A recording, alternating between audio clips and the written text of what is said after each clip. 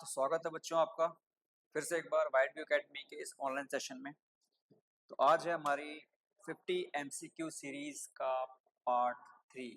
आज हम लोग पार्ट 3 में कवर करेंगे अपने चैप्टर कौन सा कि sir metals and non metals. तो आज हम लोग पार्ट 3 में अपने chapter metals and non metals को कवर करेंगे। बहुत शानदार तरीके से अपने उन 50 एमसीक्यू सीरीज को आगे बढ़ाएंगे। तो अपनी इस 50 एमसीक्यू सीरीज को आगे बढ़ाते हुए आज हम लोग लेके आ रहे हैं आप लोगों के लिए chapter 3 metals non metals. Question number first and the question is which of the following metals forms an amphoteric oxide. कौन सा मेटल एम्फोटेरिक ऑक्साइड बनाता है? तो अगर हम बात करें, हमें ऑप्शन दिए गए हैं कॉपर, Cu मतलब कॉपर, आयरन, जिंक और कैल्शियम। इनमें से कौन सा बनाएगा एम्फोटेरिक ऑक्साइड?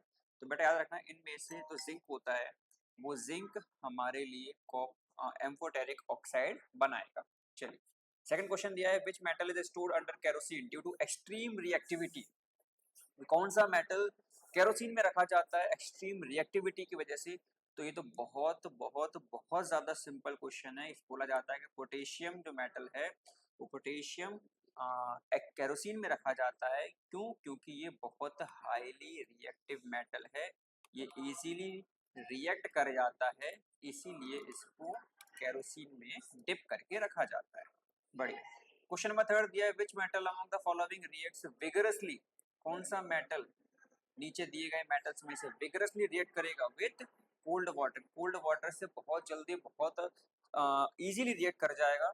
तो वो मेटल हमारे पास यहाँ ऑप्शन दिए गए हैं कि जिंक, जिंक दिया है, आयरन दिया है, सोडियम और मैग्नीशियम। तो जिंक, आयरन, सोडियम और मैग्नीशियम। तो हम जानते हैं कि सोडियम एक ऐसा मेटल है जो मेटल बहुत ही हाईली रिएक्टिव है, इसीलिए हमारा यहाँ पे जो ऑप्शन हो जाएगा वो जाएगा sodium. C for sodium. Sodium क्या हो जाएगा कि सोडियम हमारा हो जाएगा एक हाईली रिएक्टिव मेटल जो विगरसली रिएक्ट करेगा कोल्ड वाटर के साथ। चलिए, क्वेश्चन नंबर फोर्थ हमें दिया which of the following oxide is basic in nature. कौन सा ऑक्साइड ऐसा है जो नेचर में बेसिक है, जिसका नेचर कैसा है, जिसका नेचर बेसिक है? तो अगर हम बात करें ऐसे ऑक्साइड के बारे में जिसका नेचर बेसिक है, बेसिक होता क्या है कि बेसिक मतलब जिसका पीएच वैल्यू कैसा हो, किसा जिसकी पीएच वैल्यू 7 से ऊपर हो तो वो बेसिक हो जाता है। तो अगर हम ये बोलें कि कौन सा ऐसा मेटल है जिसकी जो नेचर है वो बेसिक है, तो बेसिक नेचर वाला जो अपना मेटल है उसकी अगर हम बात करें तो यहाँ पर हमारे पास टोटल 4 ऑप्शन दिए गए कि कार्बन डाइऑक्साइड और सल्फर डाइऑक्साइड, कॉपर ऑक्साइड, ठीक है, और एनो। तो इनमें से कौन सा होगा? तो बेटा बहुत सिंपल क्वेश्चन है। इनमें से अगर हम बात करें तो हमारा जो ऑप्शन होगा वो ऑप्शन नंबर सी और कैटरीना कैफ CuO हमारा आंसर यहाँ पर हो जाएगा। कौन सा हो जाएगा? कि CuO। बहुत बढ़िया। चलिए अगले क्वेश्चन के ऊपर बढ़ते हैं। अगले क्वेश्चन में दिया है which metal does not react with dilute HCl। कौन सा ऐसा मेटल है जो डाइल्यूट HCl से रिएक्ट नहीं करता? तो वो मेटल जो डाइल्यूट HCl से रिएक्ट नहीं करता। HCl क्या होता है कि सर अगर हम बात करें HCl की, तो HCl तो एक एसिड है।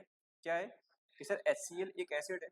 अगर HCl एक एसिड है तो हमें बोला गया कौन सा ऐसा मेटल है जो HCl से रिएक्ट नहीं करता, जो डाइल्यूट HCl से रिएक्ट नहीं करता। तो डाइल्यूट HCl क्या होता है? हमें बोला जा रहा है कि डाइल्यूट HCl से रिएक्ट नहीं करता। तो सबसे पहले तो बेटा ये जान लो कि डाइल्यूट HCl होता क्या है। तो हमने दो चीजें देखी थी।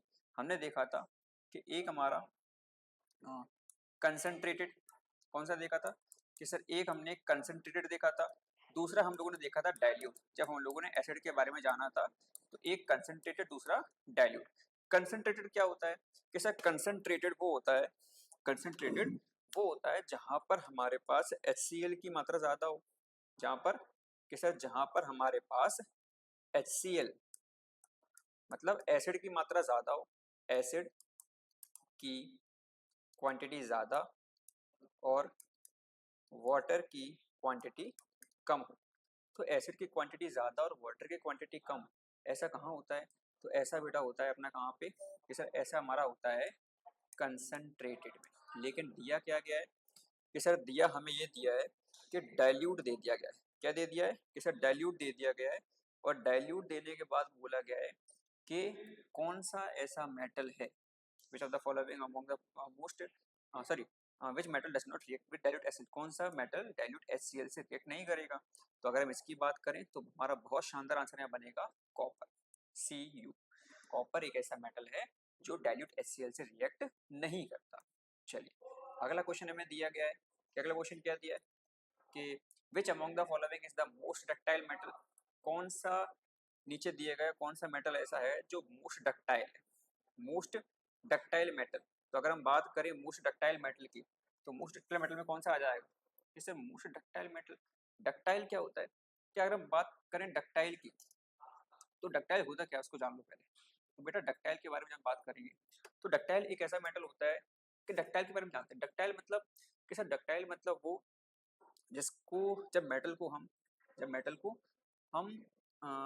अगर हम बात करें कि मेटल की वो प्रॉपर्टी, जिस प्रॉपर्टी में हम ये बात करते हैं किसी भी मेटल को जब खींचा जाता है, तो किसी भी मेटल को खींचने पर किसी भी मेटल को खींचने पर वो वायर में कन्वर्ट हो जाए, वो वायर में कन्वर्ट हो जाए तो वो क्या कहलाएगी कि सर वो उसकी डक्टिलिटी प्रॉपर्टी कहलाएगी। मतलब मेटल का वायर में कन्वर्ट होना, मेटल का मेटल का वायर में कन्वर्ट होना डक्टाइल प्रॉपर्टी उसकी कहलाएगी। तो वो क्या कहलाएगी कि सर वो उसकी डक्टाइल प्रॉपर्टी कहलाएगी। तो अगर मोस्ट डक्टाइल मेटल की बात करें तो क्या हो जाएगा कि सर वो जो है हमारा गोल्ड, गोल्ड हमारा सबसे ज्यादा डक्टाइल मेटल यहाँ पर है। चलिए क्वेश्चन नंबर 7 दिया है, the oxide of a metal reacts both with acid and bases, कि कौन सा मेटल यहाँ पर ऐसा है जिसका ऑक्साइड एसिड और बेस दोनों से रिएक्ट करेगा। The oxide of a metal reacts with both acid and base, तो metal is likely to be, तो कौन सा मेटल होगा, तो यहाँ पर हमारा मेटल हो जाएगा एल्यूमिनियम। तो जो एल्यूमिनियम है तो एल्यूमिनियम एसिड और बेस दोनों से ही रिएक्ट कर जाता है। क्यों, क्योंकि ये एम्फोटेरिक है।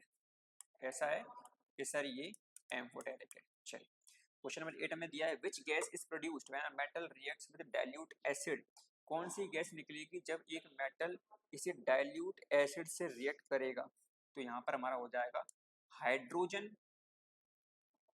गैस जो होती है वो निकलती है कि जब भी किसी मेटल की रिएक्शन आप डाइल्यूट एसिड से करवाओगे, किससे, कि डाइल्यूट एसिड से करवाएंगे तो हमें वहां पर हाइड्रोजन गैस निकलती हुई दिखाई देगी। क्या निकलती हुई दिखाई देगी, किसे, हाइड्रोजन गैस हमें प्रोड्यूस होती हुई यहाँ पे दिखाई देगी। चलिए अगला क्वेश्चन 9th क्वेश्चन पे हम आ जाते हैं। 9th क्वेश्चन में दिया गया है, the green coating on a copper article is, copper article पर होने वाली ग्रीन कोटिंग क्या है। तो बेटा याद रखना इसको हम बोलते हैं basic copper carbonate. Basic copper carbonate की कोटिंग होती है किसी भी कॉपर आर्टिकल के ऊपर रिएक्टिविटी को बचाने के लिए। अगला क्वेश्चन दिया है, which metal is used in thermite reaction to weld railway tracks, जो रेलवे ट्रैक्स होते हैं उन रेलवे की जो पटरियां होती हैं उनको वेल्ड करने के लिए कौन सा मेटल का इस्तेमाल किया जाता है। क्योंकि रेलवे की ट्रैक्स को वेल्ड करने के लिए थर्मिट रिएक्शन होती है, उस थर्मिट रिएक्शन में कौन सा मेटल इस्तेमाल किया जाएगा। तो याद रखना हमारे पास 4 ऑप्शन है, सोडियम, एल्यूमिनियम, जिंक, कॉपर।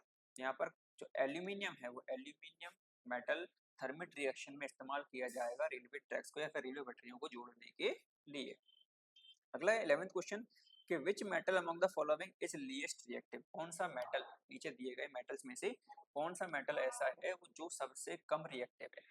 तो अगर हम बात करें उन मेटल्स के बारे में जो मेटल सबसे कम रिएक्टिव है यहाँ पर, तो हम रिएक्टिविटी सीरीज को जान लें कि रिएक्टिविटी सीरीज क्या होती है, क्योंकि ये टॉपिक यहीं से निकल के आएगा। तो रिएक्टिविटी सीरीज मतलब यहाँ पर क्या होता है कि यहाँ पर हम अपने मेटल्स की एक सीरीज बनाते हैं कि सबसे हाईली रिएक्टिव ऊपर आता है और सबसे लीस्ट रिएक्टिव आता है नीचे। तो नीचे दिए गए मेटल्स में से ऑप्शन थे, एक हमारा था सिल्वर, जिंक, आयरन, एल्यूमिनियम, इनमें से जो सबसे कम रिएक्टिव मेटल है वो हमारा कौन सा है, कि सर वो हमारा सिल्वर है। क्वेश्चन नंबर 12 दिया, during anodizing of aluminium, aluminium का एनोडाइजिंग के दौरान इलेक्ट्रोलाइट यूज्ड इज, कौन सा इलेक्ट्रोलाइट इस्तेमाल किया जाता है। तो ये बहुत बहुत बहुत इंपॉर्टेंट क्वेश्चन है कि डाइल्यूट H2SO4 इस्तेमाल किया जाता है during the electrolysis of aluminium. चलिए क्वेश्चन नंबर 13 की ओर बढ़ते हैं कि मेटल ए डिस्प्लेसेस मेटल बी, मेटल ए ने मेटल बी को डिस्प्लेस कर दिया फ्रॉम इट्स सॉल्ट सॉल्यूशन, उसके सॉल्ट सॉल्यूशन से, विच इज मोर रिएक्टिव। अगर मेटल ए मेटल बी से कह रहा है तुम हट जाओ मैं आऊंगा तुम्हारी जगह पे, मतलब मेटल ए ने बी की जगह को छीन लिया, जो जगह बी के पास थी वो कहाँ पे आ गई, कि सर ए के पास आ गई, मतलब ए ज्यादा रिएक्टिव है। हमारा ऑप्शन नंबर आपका हो जाएगा बी, कि A is more reactive than B. चलिए क्वेश्चन नंबर 14 हमें दिया गया है, which metal is obtained by electrolytic reduction of it oxide, कि कौन सा मेटल ऑब्टेन होगा, कौन सा मेटल बनेगा जब हम इलेक्ट्रोलाइटिक रिडक्शन का इस्तेमाल करेंगे, मतलब एक मेटल, सबसे पहले क्या बोला गया है कि एक मेटल जिसका ऑक्साइड, तो एक मेटल जिसका ऑक्साइड है वो क्या कहलाता है, तो वो कहलाता है मेटेलिक ऑक्साइड। तो मेटेलिक ऑक्साइड की अगर हम बात करें तो मेटेलिक ऑक्साइड कौन सा होगा जिसकी इलेक्ट्रोलाइटिक रिएक्शन के रिडक्शन के दौरान मेटल अलग हो जाए। तो हमारे पास चार ऑप्शन दिए गए, आयरन ऑक्साइड हो सकता है, कॉपर ऑक्साइड, एल्यूमिनियम ऑक्साइड या जिंक ऑक्साइड। याद रखना हमेशा यहाँ पर जो हमारा होता है वो होता है एल्यूमिनियम ऑक्साइड। के एल्यूमिनियम ऑक्साइड एक ऐसा ऑक्साइड है कि इलेक्ट्रोलाइटिक रिडक्शन के दौरान यहाँ पर मेटल हमारा अलग हो जाता है। चलिए क्वेश्चन नंबर 15, रस्ट के बारे में बोला गया। रस्ट मतलब जंग। जंग क्या होता है तो हम जानते हैं जंग, जंग मतलब कि सर जंग मतलब बहुत सिंपल सा क्वेश्चन है, बहुत सिंपल सा जवाब है कि जंग लगना।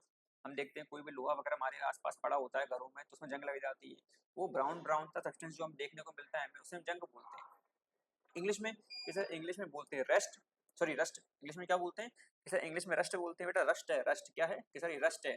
रस्ट को रस्क मत समझ लेना, रस्ट को रस्क मत समझ लेना वरना इश्क कर बैठोगे उस रस्क से। तो हमें इश्क किससे करना है कि सर हमें इश्क करना है, हमें इश्क करना है साइंस से, हमें इश्क करना है 10th के उस 95% प्लस से। तो याद रखना हमेशा कि रस्ट क्या है कि सर रस्ट हमारी जंग है। तो अगर हम बात करें जंग की तो जंग क्या होती है, सर जंग होती है जब हमारा आयरन रिएक्ट करता है एनवायरनमेंट में मौजूद ऑक्सीजन वगैरह फिर मॉइस्चर से, तो उससे बनती है Fe2O3 मतलब फेरस ऑक्साइड। क्या बनेगी सर फेरस ऑक्साइड बनेगी। तो यहाँ पर हमारा जो ऑप्शन हो जाएगा ऑप्शन नंबर A15 का फेरस ऑक्साइड और कुछ मॉलिक्यूल्स वाटर। चलिए अगला क्वेश्चन दिया है which ore of mercury is used for extraction. Mercury का कौन सा और एक्सट्रैक्शन के लिए इस्तेमाल किया जाता है। तो इस क्वेश्चन में हमेशा याद रखना कि ऑप्शन जो आंसर आएगा वो आगे सिनेबार, कि सिनेबार मरकरी का वो और है जो एक्सट्रैक्शन के लिए इस्तेमाल किया जाता है। अगला question which non metal is lustrous. कौन सा नॉन मेटल लस्ट्रस है। तो नॉन मेटल लस्ट्रस, लस्ट्रस क्या होता है कि सर लस्ट्रस मतलब जिसमें चमक हो, क्या हो कि सर चमक हो। तो कौन सा नॉन मेटल लस्ट्रस है। तो 17 में जो क्वेश्चन बोला गया यहाँ पर हम बात करेंगे सल्फर, फास्फोरस, आयोडीन और कार्बन की। तो कार्बन एक ऐसा नॉन मेटल है जो कैसा है कि सर जो लस्ट्रस है।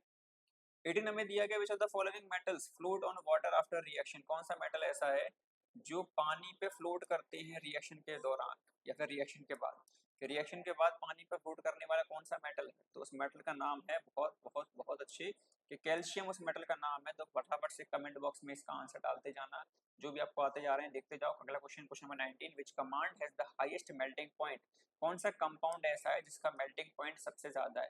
तो हाईएस्ट मेल्टिंग पॉइंट की अगर हम बात करें तो नीचे दिए गए कंपाउंड में से जो हमारा CaO कैल्शियम ऑक्साइड है उसका मेल्टिंग पॉइंट सबसे ज्यादा हाईएस्ट है, मतलब कि it has highest melting point. कौन, CaO calcium oxide.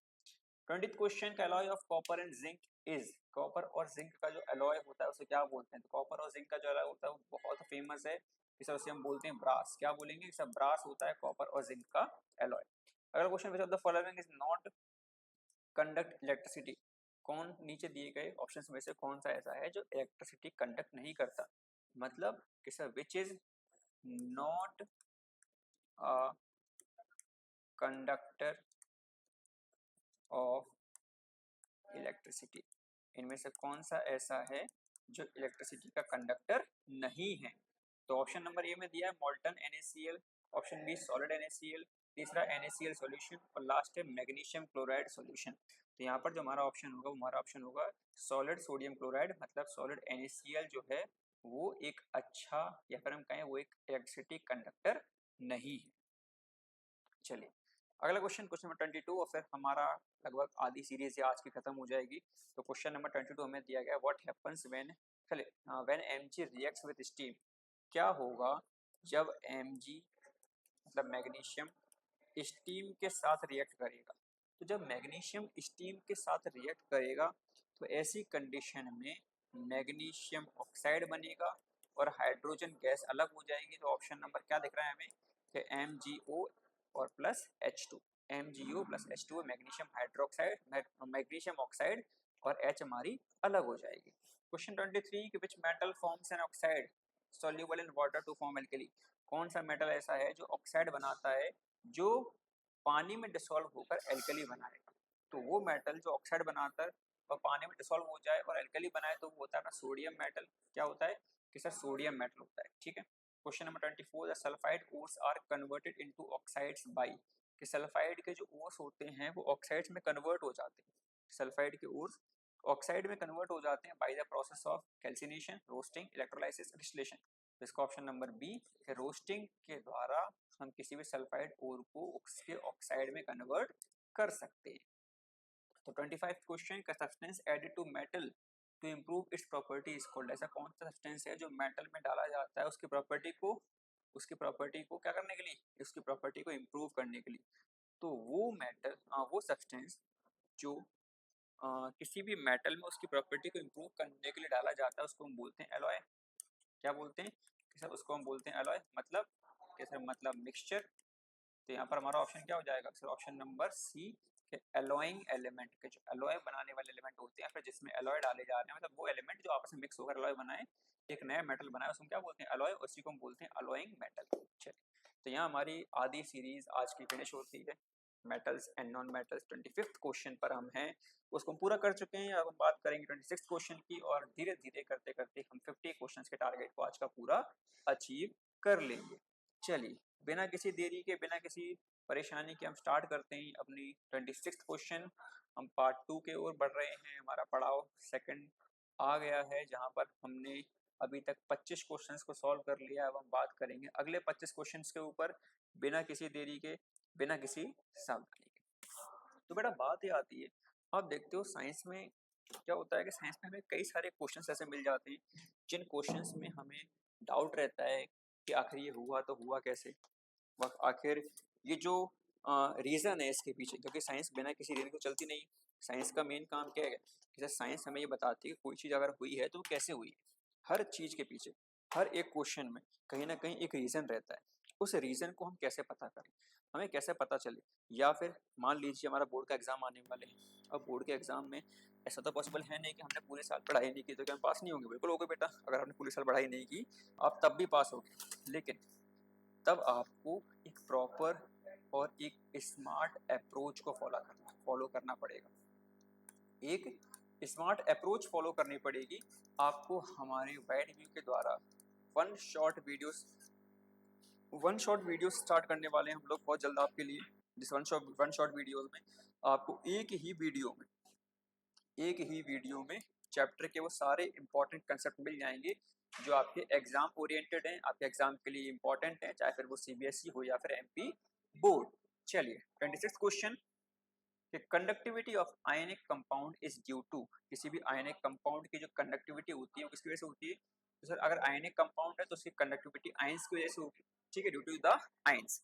Question number 27, which metal does not react with water even in steam, कौन सा मेटल ऐसा है जो वाटर में भी रिएक्ट नहीं करता, या फिर हम कहें कि वाटर के साथ रिएक्ट नहीं करता, फिर चाहे वो वाटर लिक्विड फॉर्म में हो या वो वाटर स्टीम के फॉर्म में।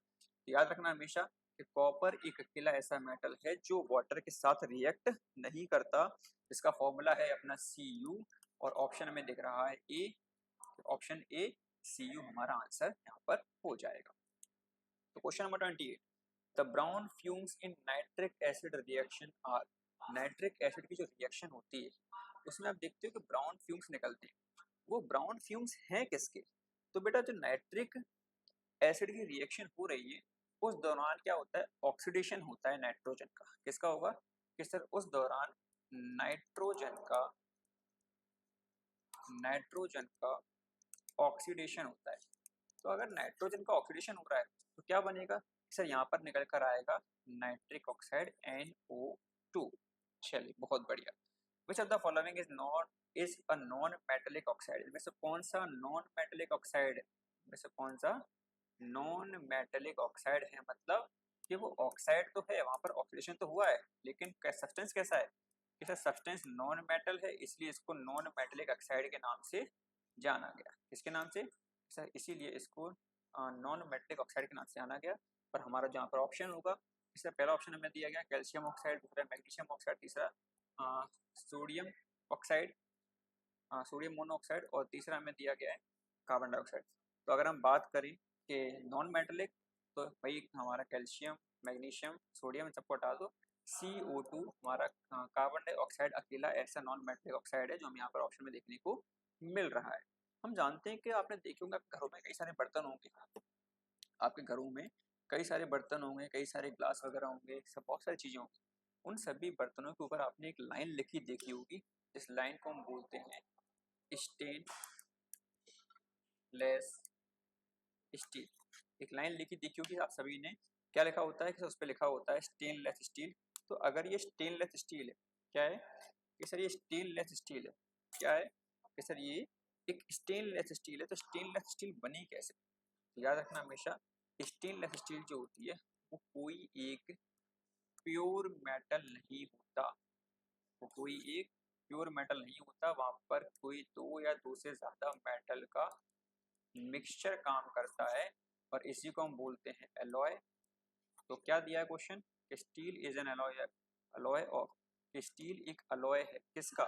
याद रखना स्टील जो है वो स्टील एलॉय है कॉपर का, और इसे कॉपर और सॉरी कॉपर नहीं Fe+C, यहाँ पर हमारा स्टील क्या है कि स्टील हमारा जो एलॉय है वो Fe+C, ठीक है, इसको हमेशा याद रखना आप लोग। चलिए अगला क्वेश्चन दिया, which metal can be easily cut by knife, कौन सा मेटल नाइफ के द्वारा इजीली कट हो जाता है? तो भाई इससे ज़्यादा सिंपल तो क्वेश्चन कोई हो ही नहीं सकता कि सोडियम मेटल अकेला एक ऐसा मेटल है जो नाइफ के द्वारा इजीली कट हो जाता है। क्वेश्चन 32 में दिया है which metal is used for galvanisation, इससे भी सिंपल कोई क्वेश्चन नहीं हो सकता कि गैल्वेनाइजेशन जो हमने डेफिनेशन पढ़ी थी, coating of a metal to protect it from reactivity, ठीक है, तो जिंक जो मेटल है उस मेटल की कोटिंग को जब करते हैं तो प्रोसेस कहलाती है गैल्वेनाइजेशन। बढ़िया। क्वेश्चन नंबर 33, तो भाई क्वेश्चन नंबर 33 तक आ गए हैं, लेकिन अभी तक आप लोगों ने ना लाइक किया है ना सब्सक्राइब कर दिया है। तो भाई लाइक और सब्सक्राइब करने में ना तो आपके पैसे जा रहे हैं ना हमारा कुछ जा रहा है, तो फटाफट से एक लाइक कर दीजिए, एक सब्सक्राइब कर दीजिए और अपने उन दोस्तों को शेयर जरूर करना जिन दोस्तों ने अभी तक इन वीडियो को नहीं देखा है। भाई थोड़ा भला उन गरीबों का भी हो जाएगा, तो उनको भी देखे रहना। चलिए question number 37, the anode used in electrolyte refining is, electrolyte refining में कौन सा एनोड इस्तेमाल किया जाता है? याद रखना इसको हम बोलते हैं इम्प्योर मेटल। इम्प्योर मेटल का जो एनोड होता है वो इलेक्ट्रोलाइट रिफाइनिंग के दौरान इस्तेमाल किया जाता है। क्वेश्चन नंबर 34 में दिया गया है विच of the following is not a physical property of metal. तो हम बात करें सोनोरस, सोनोरस मतलब जब हमें घंटी की आवाज सुनाई दे, मैल्लेबल के जब पीट पीट उसको पतली पतली शीट्स में कन्वर्ट कर दें, नॉन कंडक्टर के जिसमें इलेक्ट्रिसिटी पास ना हो, और लस्ट्रस के हमें चमक दिखाई दे। तो सोनोरस, मैल्लेबल और लस्ट्रस ये तीनों ही ऐसी एक्टिविटी, तीनों ही ऐसी प्रॉपर्टी है जो हमें बहुत आसानी से मेटल में दिख जाती है, लेकिन नॉन कंडक्टर अकेली ऐसी प्रॉपर्टी है जो हमें बाहर से फिजिकली विजिबल नहीं होती। इसके लिए फ्री इलेक्ट्रॉन्स काम करते हैं जो कि मेटल के अंदर होते हैं, ठीक है, वो एक फिजिकल प्रॉपर्टी में नहीं आए।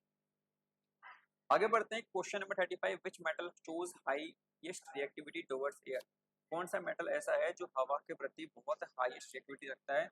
तो उसको हम बोलते हैं सोडियम मेटल। याद रखना सोडियम मेटल को हमेशा केरोसिन में डिप करके रखा जाता है जिससे कि बाहर की एयर से ये रिएक्ट ना करे, और रिएक्ट करने के बाद क्या हुआ, रिएक्ट करने के बाद वही जाहिर सी बात है, जैसे मान लो मेरे घर से कोई निकला, मेरे घर से कोई निकलने के बाद अब वो बोलता है कि मुझे काम पे जाना है, लेकिन काम पे जाने से पहले ही मैंने उसको टोक दिया, मैंने उसको कहीं ना कहीं गुस्सा दिला दिया, मैंने उसको ऐसा कर दिया, चिढ़ा दिया, तो क्या होगा कि सर वो तो फिर एकदम विगरसली रिएक्ट करेगा। उसको जिस जगह जाना था उस जगह जाने के लिए उसने अच्छा खासा मूड बनाया, वो जाने के लिए रेडी हुआ, लेकिन आपने कोई ऐसा काम दे दिया, ऐसा काम टोक दिया जिसकी वजह से उसका पूरा मूड स्पॉइल हो गया, पूरा मूड एकदम खराब हो गया कि अब भाई वो बस लड़ने के लिए बैठा है। तो क्या हो गया कि सर वो विगरसली रिएक्ट करेगा, क्या करेगा, वो विगरसली रिएक्ट करेगा। और इसी को बोलते हैं कि जब कोई भी मेटल हाईली रिएक्ट करता है एयर के साथ तो वो बहुत इजीली पहचान लिया जाता है कि हमने अभी तक पढ़ा है एनसीईआरटी में कि potassium is the only metal which is highly reactive with air, इसीलिए इसको केरोसिन में डिप करके रखा जाता है। चलिए सॉरी मैं गलत भूल गया, थोड़ा ध्यान देना बेटा, पोटेशियम नहीं सोडियम था, हमने टिक भी लगाया था, उसको याद रखना कि sodium is the only metal जो एयर के साथ हाईली रिएक्टिव है, इसीलिए इसको केरोसिन में डिप करके रखा जाता है। तो भाई ये लिखा हुआ था और के को देखकर मुझे लगा पोटेशियम आ गया। चलिए कोई बात नहीं, गलती है, इंसान से ही होती है, हम भी इंसान हैं, आप भी इंसान हो जाती है। ध्यान रखना कि सोडियम मेटल एयर से रिएक्ट करके, इसीलिए एयर से रिएक्टिविटी उसकी ना हो तो हम उसको केरोसिन में डिप करके रखते हैं। क्वेश्चन नंबर 36 कि amphoteric oxide does not include, amphoteric oxides में क्या नहीं आएगा? तो ऑप्शन हमें दिए गए हैं एल्यूमिनियम ट्राइऑक्साइड, उसके बाद जिंक ऑक्साइड, कॉपर ऑक्साइड और हमें SnO2 दिया गया है। इस तरह से हमारे पास टोटल 4 ऑप्शन है, में से कौन सा ऐसा है जो एम्फोटेरिक ऑक्साइड नहीं है? एम्फोटेरिक क्या के साथ जो एसिड और बेस दोनों की एक्टिविटी, दोनों की प्रॉपर्टी शो करे। याद रखना यहाँ पे CuO इज द आंसर। हमारा आंसर क्या हो जाएगा? ऑप्शन नंबर सी, CuO एक ऐसा एम्फोटेरिक ऑक्साइड है। क्या है? CuO अकेला ऐसा कंपाउंड है जो एम्फोटेरिक ऑक्साइड नहीं है।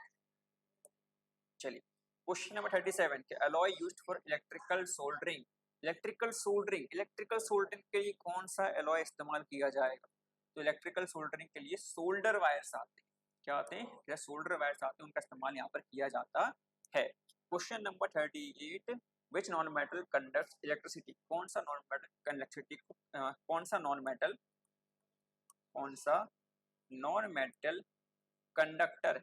क्या है कि सर कौन सा नॉन मेटल कंडक्टर है? किसका कंडक्टर? कि सर इलेक्ट्रिसिटी का। तो हम बहुत अच्छे से जानते हैं इलेक्ट्रिसिटी का एकमात्र कंडक्टर जो कि नॉन मेटल है वो है हमारा graphite, C for graphite. Question number 39 thermite reaction gives molten, thermite reaction हमें क्या देती है? पिघला हुआ मोल्टन, मोल्टन क्या देगी? कि सर आयरन। क्या देती है? आयरन देती है। तो thermite reaction gives molten iron. चलिए which process removes gangue from ore, कि ओर से गैंग को रिमूव करना मतलब इम्प्योरिटीज को रिमूव करना। गैंग क्या होता है सर? इम्प्योरिटीज होती है जो ओर्स में पाई जाती है। तो उसको रिमूव करने के लिए क्या बोलते हैं सर? उसको रिमूव करने के लिए आपने बहुत अच्छी प्रोसेस बताई, इसको बोलते हैं कंसंट्रेशन नहीं, कैल्सिनेशन दूंगा बेटा, इसको सही कर लेना, कैल्सिनेशन, ठीक है। चलिए question 41 basic copper carbonate forms due to the reaction of, basic copper carbonate, जो कॉपर कार्बोनेट होता है वो किसकी रिएक्शन से बनता है? Due to the reaction of with. तो याद रखना कि यहाँ पर हमारा ऑप्शन नंबर आ जाएगा carbon dioxide, option number B के मॉइस्ट CO2 के साथ रिएक्ट करने पर बेसिक कॉपर कार्बोनेट बनता है। Question number 42 the best conductor of heat, heat का एक बेस्ट कंडक्टर। तो अगर बेस्ट कंडक्टर की बात करें तो वो हमारा है यहाँ पे कॉपर, आयरन, जिंक और लेड नहीं, हमारा क्या हो जाएगा? Copper is the best conductor of heat among the following metals. चलिए आगे बढ़ते हैं question number 43 which ore is used for extraction of aluminium, aluminium के एक्सट्रैक्शन के लिए कौन सा ओर इस्तेमाल किया जाता है? बहुत अच्छा हमने याद कर रखा, पूरा रटा पड़ा है ये वाली चीज कि bauxite is the ore used for extraction of aluminium. चलिए आगे बढ़ते हैं, मात्र 7 क्वेश्चंस दूर हमारी मंजिल के, फिर हमारी सीरीज आज की भी यहाँ पर खत्म हो जाएगी। तो 44 बिना देरी के आगे बढ़ जाते हैं कि which metal forms the protective oxide layer naturally, कौन सा मेटल ऐसा है जो नेचुरली एक प्रोटेक्टिव ऑक्साइड की लेयर बनाता है? नेचुरली एक प्रोटेक्टिव ऑक्साइड की लेयर बनता है। तो यहाँ पर भी हमारा option number B for Baahubali, aluminium हमारा आंसर यहाँ पर हो जाएगा। क्वेश्चन नंबर 45 कि आयनिक कंपाउंड्स आर, आयनिक क्या होते हैं सर? आयंस क्या होते हैं? आयंस जो हमारा पॉजिटिव आयंस हो, नेगेटिव आयंस हो, क्या होते हैं सर? आयंस होते हैं, इलेक्ट्रॉन, प्रोटॉन, ये सब आयंस हैं। तो आयनिक कंपाउंड्स क्या है? क्या आयनिक कंपाउंड्स क्या है? आयनिक कंपाउंड सॉफ्ट हैं कि नहीं? ब्रिटल हैं कि हाँ ब्रिटल हैं? हाईली फ्लेक्सिबल है कि बिल्कुल नहीं? लो मेल्टिंग पॉइंट है बिल्कुल भी नहीं? तो हमारा option number B for brittle, B for Baahubali, क्या हो जाएगा कि सर बी फॉर ब्रिटल हो जाएगा हमारा आंसर, जो आयनिक कंपाउंड है। चलिए 46 question which metal reacts with acid to give maximum temperature rise, कौन सा मेटल ऐसा है जो एसिड के साथ रिएक्ट करके, जो एसिड के साथ रिएक्ट करने के बाद बहुत ज्यादा टेम्परेचर बढ़ा देता है? तो ऑप्शन है magnesium, zinc, iron, copper. Combination magnesium, zinc, iron, copper. हमारा ऑप्शन होगा magnesium is the only metal which when reacts with acid gives maximum rise to temperature. चल विदाउट कि नहीं सर कोई डाउट नहीं, फटाफट से सीरीज हमारी एंड होने को है। 47 क्वेश्चन पे हम आ चुके हैं कि highly reactive metals are extracted by, highly reactive metal को एक्सट्रैक्ट कैसे किया जाता है? तो सर हम जानते हैं कि हाईली रिएक्टिव मेटल को इलेक्ट्रोलाइसिस की प्रोसेस के द्वारा एक्सट्रैक्ट किया जाता है, इनको निकाला जाता है। तो हमारा option number C for Katrina Kaif, electrolysis is the process by which highly reactive metals are extracted. चलिए question number 48 which non metal forms hydrides with metals, कौन सा नॉन मेटल मेटल के साथ मिलकर हाइड्राइड बनाता है। तो ऐसे में तो भाई जब हाइड्राइड बन रहा है तो इसको इसी से याद कर लेना कि हाइड्राइड बना रहा है। हाइड्राइड में आगे क्या आ रहा है, एच, एच से याद कर लेंगे, ये हमारा ऑप्शन हो जाएगा डी फॉर डी, ना हाइड्रोजन हमारा ऑप्शन हो जाएगा कि हाइड्रोजन एक ऐसा नॉन मेटल है जो मेटल के साथ मिलकर हाइड्राइड यहाँ पर बनाएगा। चलिए last second question, in electrolytic refining impurities settle as, electrolytic refining में इम्प्योरिटीज कैसे सेटल होती हैं।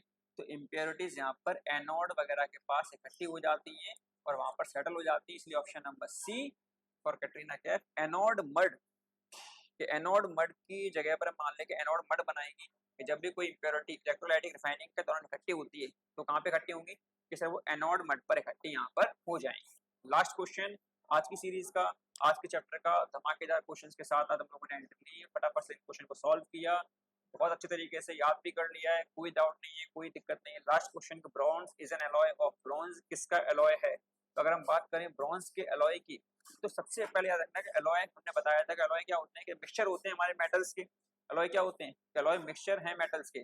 तो bronze is an alloy of, bronze किसका मिक्सचर है, ब्रॉन्ज किसका मिक्सचर है।